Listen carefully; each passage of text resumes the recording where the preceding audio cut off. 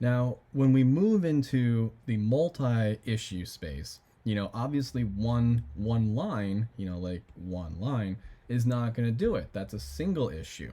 Okay, so what we need to have is a actual like an axis. Okay, so we need to have two dimensions upon which things can happen. So we could have perhaps x and y, and for simplicity, we could say maybe this is like I don't know, schools,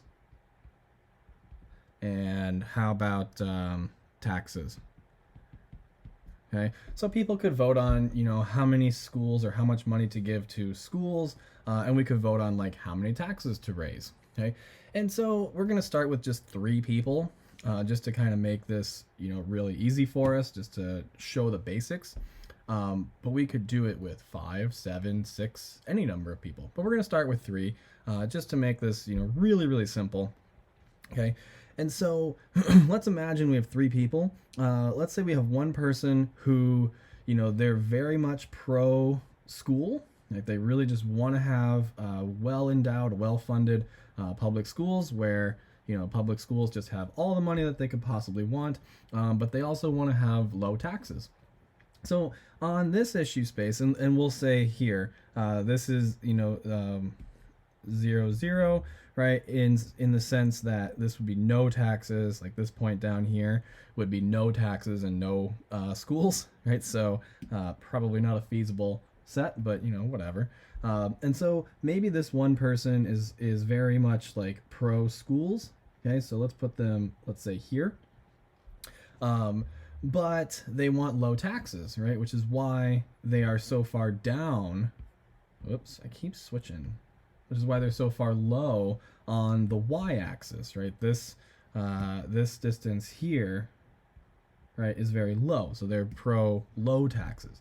And maybe we have someone else who is, maybe they believe that schools, should be, run at home or something. They're very much like against public education for some reason.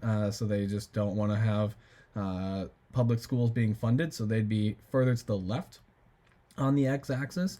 But they're perhaps very much pro. They're somewhere in the middle, like in the middle range of taxes. Like taxes should be positive. So maybe they're like, keep switching to my eraser. Maybe they're somewhere like here. Okay, and then we have sort of a third person who they're not quite willing to say give schools unlimited money, but maybe they are all for having tons and tons of taxes. They just think rich people are evil or whatever, and they just don't want to have that exist, and they're going to fix it with taxes. So maybe they're like here. Okay, so this third, we'll call these people person A, person B, and person C. Okay, and so what we've got are three different people who have three different preferences over two different goods. In this case, schools and taxes. Okay, and so if these things were considered at the same time, what would happen? Okay, and so this is where public choice gets really kind of wild, because if you think about it, we could split these things up into two different votes. We could vote first on schools, right, and then vote on taxes, or vice versa. Either order doesn't matter in this case. Whoops. We could vote on them together, right? So we could vote on one bill that has both tax policy and school policy in it, or school funding policy in it. Anything like that. Those are, I think, the two options. And let's make it simple. Let's just make it a majority rule. Okay, so whatever policy proposal comes out, it has to have at least two people supporting it. Okay, so let's start with sort of an easy case of doing things, one issue at a time. Okay, so let's start off with schools. Okay, so let's apply like the median voter theorem, and we can see that this person's preference is to have, this many, so let's make this, let's call this X sub B amount of schools. This would be X sub C amount of schools, and like this would be X sub A amount of schools. Well, if we apply the median voter theorem, then this should win, okay? And so we have that, and that makes sense. That comports to everything we've learned. So let me get rid of some lines here. And I'll get rid of this, and I'll get rid of this, okay? And then I'm going to get rid of letters as well, just to keep us out of the way, keep things out of the way. But remember, this is this one down here. This is A. This up here is B, and this is person C. Okay, so I'll put those, there. And then now we're going to consider taxes next, individually. Okay, and so, this person here has preferences for, let's call it Y sub A amount of taxation. This person has preferences for Y sub B amount of taxation, and this person has preferences for, we'll call it YC amount of taxation. And so here, person B is going to win, this one. And so what that means is that the winning policy, or the winning, combination of these two is going to have, an X sub C amount of school funding and Y sub B amount of taxes. And so the optimal policy in a separate vote would be right there, right? It'd be the intersection of these two X and Y coordinates, okay? And so that kind of makes sense. Now, and so this is one way to do it. So if you wanted to figure out how to do multi-issue voting, and it's done sequentially is what we call it, where we vote on, schools and then taxes, or taxes and then schools. The order in this case doesn't actually matter. You're going to end up, right here. Okay. And that's one way to kind of illustrate, this stuff here. Now I'm going to clear it, and I'm going to attempt to redraw basically the same graph. Okay. And let's consider voting on these things simultaneously. So I think it looked something like this. I might have had a couple things backwards. Yeah, I got a couple things backwards here. So let me fix that real quick. So this guy was up here, and this guy was down there. Okay, close enough. And I'm going to move this more to the middle here. Okay, so we've got person A, person B, and person C. Okay, so now let's imagine that this is going to be voted, the schools and the taxes are going to be voted on in one bill once and for all. Now you might be tempted to say, oh, well, this is clearly the answer, right? Because that was the answer when we did things sequentially. And so, hey, maybe that's going to be the answer, right? And it turns out it's a little bit different. Okay, so what happens in this case, and this is where getting into like indifference curve type stuff really starts to matter, where rather than view, like if you remember indifference curves, we drew them, kind of like this, right? And we said, hey, the further up you are, the further, out you are from the origin, the happier you are. A more accurate picture would be to say that rather than having these indifference curves, what you really have are what we could think of as a bliss point. Okay, so if you have two goods, X and Y, there would be like this bliss point somewhere in the middle, which is like the perfect amount of, X and Y. And around it, you would have these still indifference curves, but really what it's saying is the closer you get to this bliss point here, which I'm going to color over in red, the happier you are. So if you were like here and you could be, here instead, you would be happier. You would get less of X and Y, but you would be happier because you're higher up. This is, to borrow the contour map analogy from before, this is saying like this is the top of this middle point here, which I guess I need to color over in green now. This middle point here will be like the summit of the mountain, and your goal is to be as high up on the mountain as you possibly can be. And so we have these bliss points. Okay, so applying this to what we're doing above, these points here right, represent these individual people's bliss points, which means there are a series of concentric indifference curves all around them, and they're on each and every one of these. I'm not going to bother, well, I guess I should. We have this person's, and I guess I can do different colors, right? So we have this person's, look something like this. Whoops, I'm really screwing these up. There we go, right? And whoops, still kind of screwed up, but that's okay, because remember, they can't cross or touch. But that's fine. We're just sketching it by hand, doing it live, okay? And so really what you've got are things that look like that, okay? And each one of these would be indifference curves for individual people. The white curves would be person C's, the red curves would be person A's, and the green curves will be person B's. Now, if you've ever done any work with, for example, what's often called an Edgeworth box.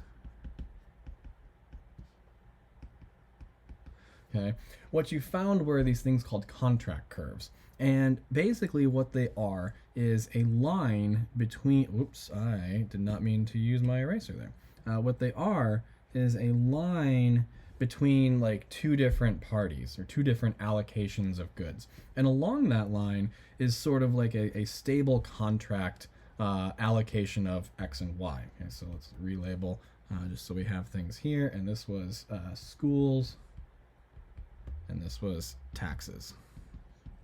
Okay, and so what you end up with are contract curves between these two, or between all pairs of people.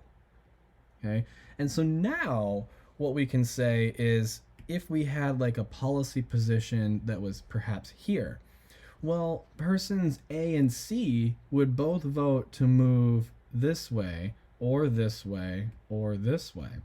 And so anything over here, right, over in this region, is not going to be a feasible policy, because at least two people will always vote to move away from that point. Okay, so that's not going to work out. Okay, something on the line can definitely work out, right? So if we were on one of these lines, if we were here, for example, person B, person B is going to be sad because they're very far away from their bliss point. But person A and person C are going to be pretty happy. I mean, they're happy anywhere along this. Obviously, person A would be happier if it were down here, and person C would be happier if it were here. But they're not going to want to move this way, and they're certainly not going to want to move that way, because that would get them further away from their own indifference curves. Okay, and so what you end up with is this triangle here, which represents sort of like the feasible possibilities. I don't know why I'm not writing all that well. Right, and the feasible possibility set is this entire interior of the triangle. Okay, and what that says is, hey, any policy then in this XY space that is within that triangle is something that is potentially an outcome. Things outside of the triangle are not going to be feasible, because at least two people will vote against it. Okay, so now we've put some parameters on feasible possibilities or potential policy combinations that could come out. And now the question is, well, which contract curve, because remember, we've got three. We've got one here, and one here. Which contract curve is going to be sort of like the dominant one? Which one's going to win out? Right, because if person, let's say that A plus C agree to vote in line with each other, well, then they're going to end up somewhere along this red contract line, right? And if persons, let's say persons B and C end up together, now let's just say this here, we'll make our key. If persons B and C end up together, well, then they're going to be somewhere along this contract curve, right? And if persons A and C end up being friends, and let me give you your key, being friends, well, then they're going to end up along this contract curve here, right? And so really the outcome of this simultaneous vote is going to depend upon which two people are going to work together. Are persons A and C going to work together? If so, they'll be along the red contract curve. If persons B and C work together, they're going to be along the blue contract curve. And if persons A and C work together, they'll be along the green contract curve. Now, here's kind of the interesting where things get really kind of wild. Let's suppose that A and C initially work together and say, hey, let's be here, right? And screw B, we're not going to worry about B at all, right? Well, person B is going to look at that and say, hey, wait a minute, I think that there is maybe person B here, they're going to be sad because they're very far from their bliss point, right? Person A is also not that happy, right? Person A is not that happy because they're really far from where they want to be too. So maybe person B could come along and say, hey, person C is kind of being a jerk, right? We don't like person C. Maybe you and I, let's put together our own proposal and get to like this point here. And notice that this blue point here is closer to A than this point here was, right?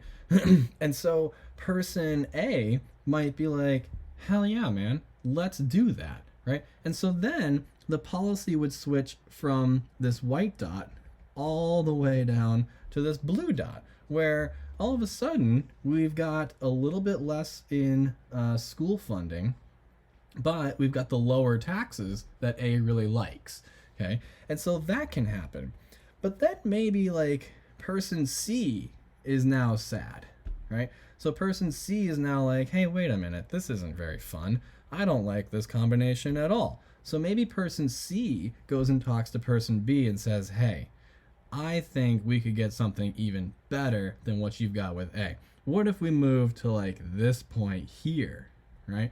And person B, is going to look at this and be like, hell yeah, we're getting really close to where I want to be, right? And so then we would move, up to here, right?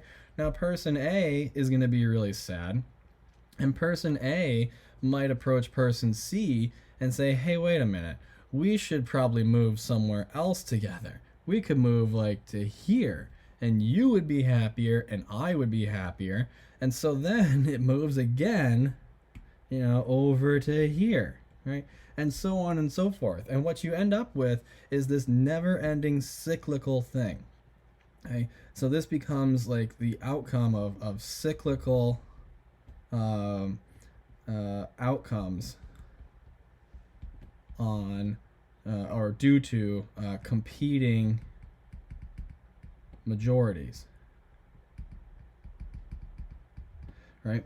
And so what you've got now is kind of like this interesting interplay of how three different people can never really settle on any one particular thing if the rules of the legislature are such that anytime anyone proposes something, it gets voted on, and you can do whatever you want. Now there is a great paper which I will link to, and those of you who are pretty advanced in math can probably follow along with it, by a guy named Ken Shepsley,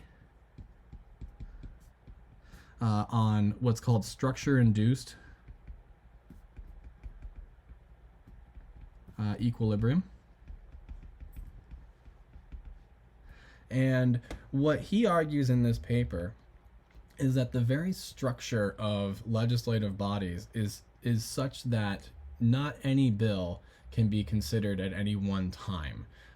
Realistically, it has to be a significant amount of change, or a significant change in the status quo or wherever you currently are, and then it can be introduced and voted on. And so there's lots of interesting ways in which the structure, and by structure what Shepsley is talking about is like the legislative process. There's lots of interesting ways in which the legislative process actually imposes a sort of equilibrium state where you don't get sort of that like ping-pongy cycling around all over. One of the really fun things, and something that I've been thinking a lot about lately, is on how different coalitions exist within legislatures. And so what you can have is, let's put our three people up again. Okay, and let's do this. Let's say that this person is a Republican, this person's a Republican, and this person's a Democrat. Okay, and so in today's world, right, which is I find it somewhat lamentable, but other people don't, and that's fine, whatever. But in today's world, it seems at least that people in one party are very much against working with people of a different party. Okay, and so what you would expect is sort of, if it's majority rule, then this contract curve would be like the dominant one. Like it's clear, it's almost certainly never going to be the case that like this one will ever happen or this one will ever happen, because this would, either one of these green contract curves would require one of these two, in this case Republicans, to break away from their party and vote with sort of what we might jokingly refer to as like the enemy, right? And that just doesn't seem likely to happen anytime soon. And so what ends up happening in this case is this line, this contract curve tends to dominate. You might end up, if the vote is done sequentially, you might end up with this point as the outcome.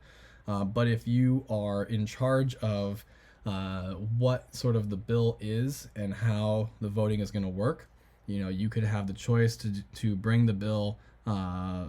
You could have a simultaneous vote or a sequential, right? And if you were, let's say you were the Republican Party, you might pick the sequential vote because that gets you somewhere along this contract curve, which is where your party likes to be, right? And so you might select a voting rule, right? So this gets into selection of voting rules to bring back, Ken Arrow's impossibility theorem. You might keep the order of the vote the same, you might keep everything else the same, but if you select a sequential vote, then you'll be along that contract curve instead of somewhere in the middle on both issues, right? And so what becomes really interesting is what happens when someone changes party, right? So like, what if person C decided to break away from the Republican Party entirely and join the Democrat Party? Well, then this becomes the dominant contract curve. And so then you would move from somewhere over here, onto like this contract curve somewhere over there. And this becomes a really interesting game of how this works. You also end up with, changing majorities of the chambers, at least in the United States. So when like the Democrats take control of a chamber, that changes a whole lot. It doesn't seem like it should, but it has big impacts on legislative outcomes. So I will link a paper that I wrote a couple years ago now that seeks to explain some stuff in this framework as well, and how sort of we get some long-term cycling despite Ken Shepsley's structure-induced equilibrium as well.